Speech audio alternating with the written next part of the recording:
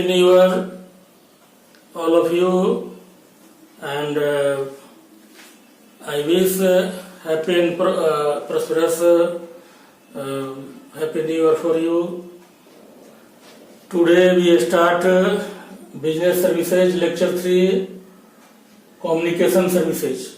Communication services ये जाना हुआ है आपका। इससे पहले आपने बैंकिंग सर्विसेज और इंश्योरेंस सर्विसेज किया। अभी जो इसका आप बिजनेस सर्विसेज का जो पार्ट पढ़िएगा वो लगभग आपका जाना हुआ है सभी का, है ना।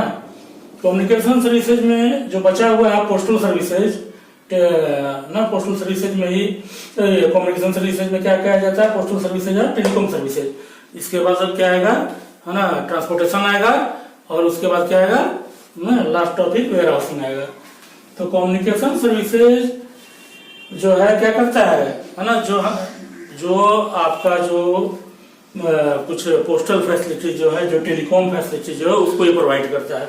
तो पोस्टल सर्विसेज में क्या क्या प्रोवाइड करता है ये, पोस्टल सर्विसेज में ये प्रोवाइड करता है ना, फाइनेंशियल फैसिलिटीज देता है आपको पोस्टल डिपार्टमेंट। पोस्टल सर्विसेज देता कौन है, पोस्टल डिपार्टमेंट, पोस्ट ऑफिस। अब तो कुरियर वाले भी हैं, बहुत सारे लोग हैं, देखते हैं ऑनलाइन सर्विसेज बहुत सारे पोस्टल सर्विसेज में आ गए हैं आपको ना।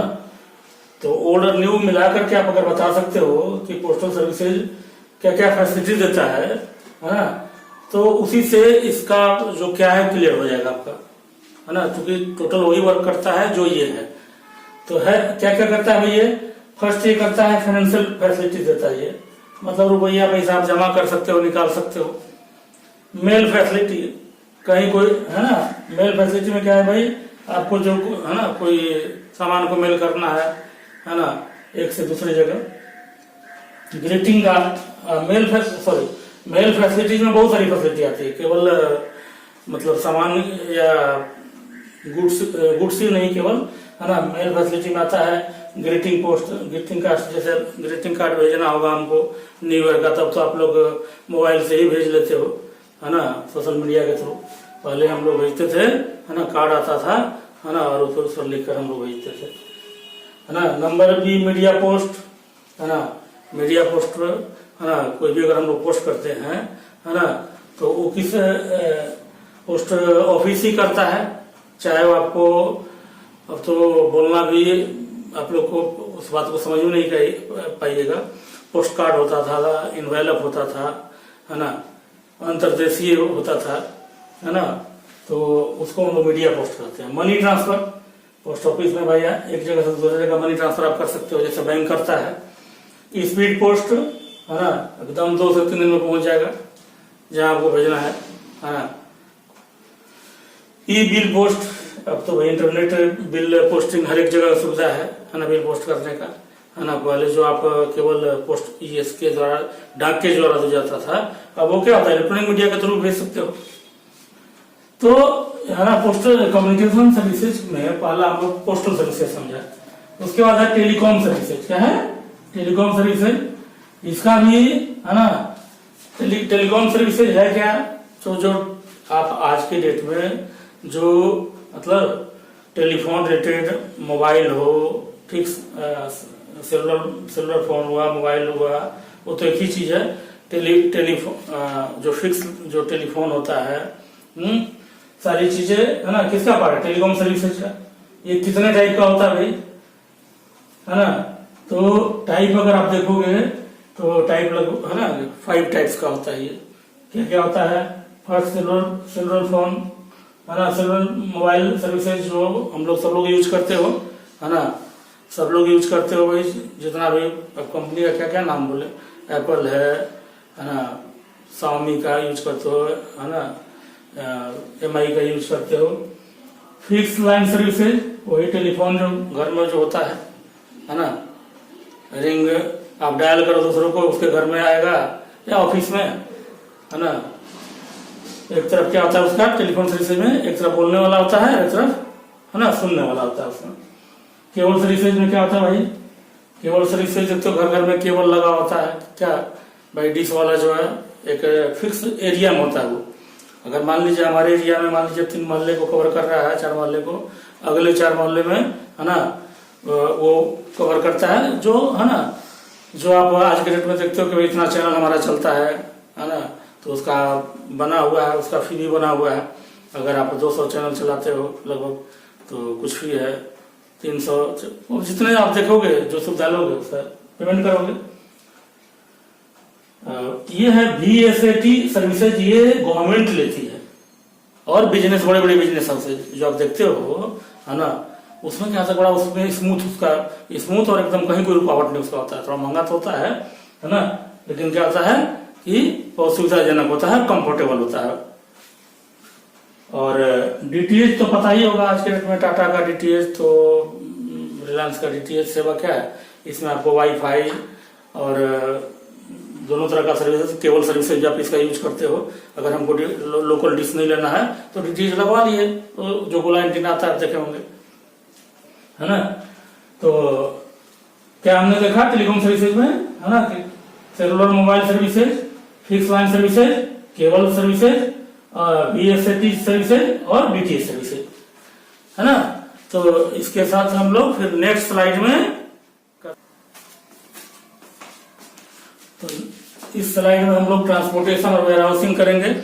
तो ट्रांसपोर्टेशन है क्या, है ना, एक जगह से दूसरी जगह जो हमको सामान भेजना होता है, गुड्स को भेजना होता है, अगर दूसरी जगह सामान भेजा नहीं जाएगा तो वहां सेल नहीं हो पाएगा। मान लीजिए आप ही क्या मखाना बिहार में हो रहा है, बिहार में मखाना का क्या प्राइस मिलेगा, यूपी में, MP में, है ना, छत्तीसगढ़ में या अदर स्टेट, या आपको हो सकता है कि क्या करना पड़े, एक्सपोर्ट भी करना पड़े, है ना।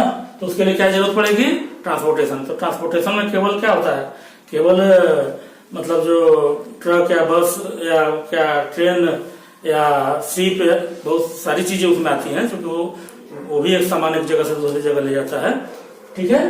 तो ये क्या करता है, आपको ये प्रोवाइड करता है ट्रांसपोर्टेशन, कि भाई इजिली एक जगह से दूसरी जगह आपका क्या हो, सामान चला जाए। उसके बाद है वेयर हाउसिंग। वेयर हाउसिंग क्या है भाई, वेयर हाउसिंग जहां हमारा गुड्स जो है ना, एक लंबे समय तक सेफ्टी के साथ, है ना, सेफ्टी और, है ना, और अच्छे से रह सके। अब घर में तो आप रख दीजिएगा, आलू को, प्याज एग्रीकल्चर प्रोडक्ट है, या कोई जो आप सीजनल कोई प्रोडक्ट को आपने रखा है, तो घर में सामान होने, घर या ऑफिस या गोडाउन में खराब होने का डर रहता है। वेयर हाउस जो बना हुआ है ना, प्राइवेट वेयर हाउस है, और ये public warehouse, bonded warehouse, government warehouse और कोऑपरेटिव वेयर हाउस, किसके लिए, वही आपका, है ना, गुड्स को स्टोरेज करने के लिए। जहाँ वहां पे वेयर हाउस का क्या ये होता है भाई, आपका सामान को एक निश्चित समय तक क्या रखता है, सुरक्षित रखता है ना। जब आपको लगता है कि अब समय आ गया, तो उसको अपने पास ला करके और मार्केट में क्या करते हो, उसको सेल के लिए अवेलेबल कर देते हो। तो खैर ये तो क्या है वो समझा, है ना, टाइप्स। तो नंबर बारी बारी से टाइप्स को समझे और उसको, है ना, 1 by 1 समझे हम लोग। तो टाइप्स ऑफ वेयर हाउस में फर्स्ट है private warehouse. Private warehouse में जैसे हम लोग का इंडिविजुअल का, हम अपना, है ना, मेरे पास एक बड़ा जगह है, वहां वेयर हाउस बना दिए, कोल्ड स्टोरेज बना दिए, वहां पे हमारा सामान, है ना, आप आते हैं, है ना, वहां पे आपका सामान को हम सुरक्षित रखते हैं और उसका एक निश्चित फी लेते हैं, क्लियर। और उसका रूल होता है ना, नगर निगम से, है ना, प्राइवेट वाले लाइसेंस लेते हैं, जो वहां की स्टेट गवर्नमेंट होती है ना, और फिर अपना उसको रिन्यूअल करते हो। और दूसरा है public warehouse. Public warehouse का लाइसेंस आपको गवर्नमेंट से लाना पड़ता है ना। इसमें गवर्नमेंट से, है ना, नगर निगम से या अपन लोकल अथॉरिटी से लेकर के चलेगा। प्राइवेट में, पब्लिक में क्या है कि आप सीधे गवर्नमेंट या स्टेट गवर्नमेंट हो या सेंट्रल गवर्नमेंट हो, उससे आपको लेना होगा, है ना, लाइसेंस, है ना। वहां भी, है ना, जो बड़े बड़े बिजनेसमैन है, बल्क में, बड़े बड़े बल्क में यहाँ पे गुड्स को रखा जाता है, उसके लिए एक निश्चित फी लेती है आपको पब्लिक वेयर हाउस के हिसाब से। नंबर 3 है बॉन्डेड वेयर हाउस।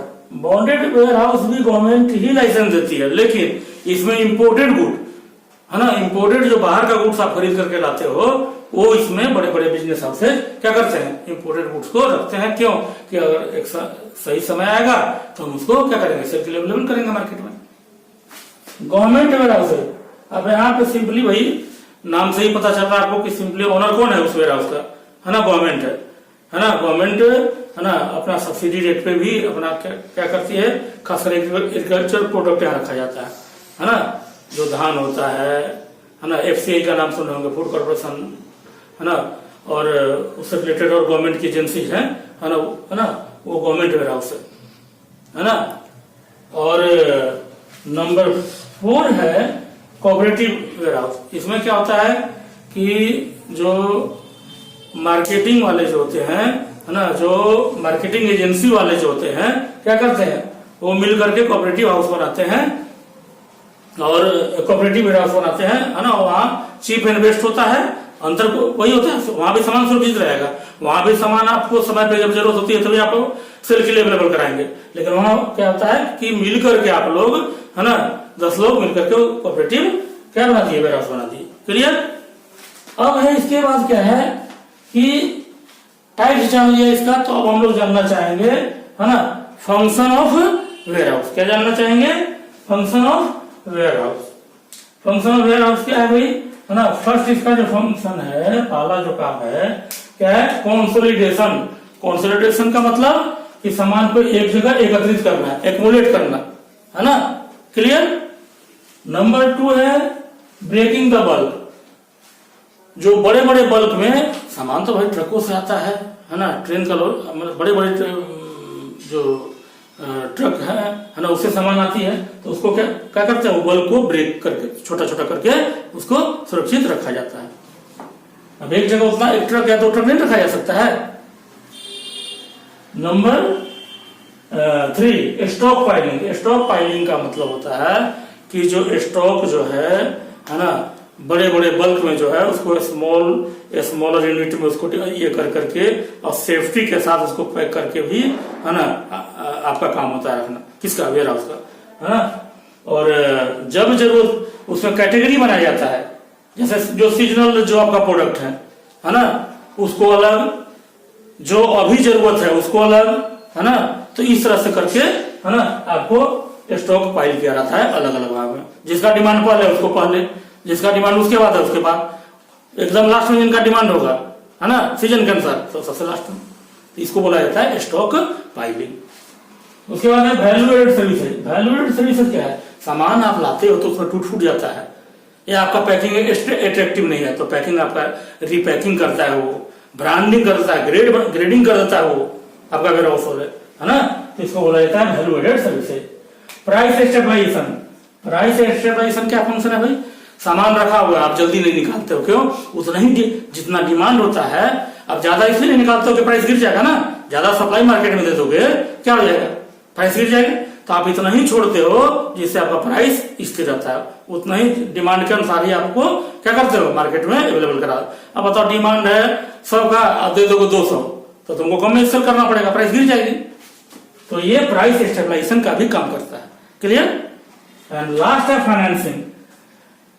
बहुत वेयरहाउस वाले ऐसा होते हैं कि अगर किसी भी बिजनेसमैन को अगर पैसे की जरूरत है, एडवांस पैसे की, तो ये पैसा भी देता है एडवांस में कि चलो भाई आप पैसा लो, है ना, मामूली से इंटरेस्ट लेता है आपसे, है ना, और तुम अपना काम करके हमको पैसा दे देना। क्लियर। तो इसी के साथ जो हमारा लास्ट लेक्चर 3 है इसका, बिजनेस सर्विसेज का ये लास्ट लेक्चर है, इसको यहीं पे एंड करते हैं और आशा करते हैं कि अगले साल में हम लोग नए एनर्जी के साथ, है ना, फिर से मिलते हैं। और आप इसी के साथ, है ना, सेफ रहिएगा, है ना, अपना ध्यान रखिएगा और लाइक करना, शेयर करना और, है ना, सब्सक्राइब करना नहीं हो तो नहीं भूलिएगा। Bye bye, again happy new year.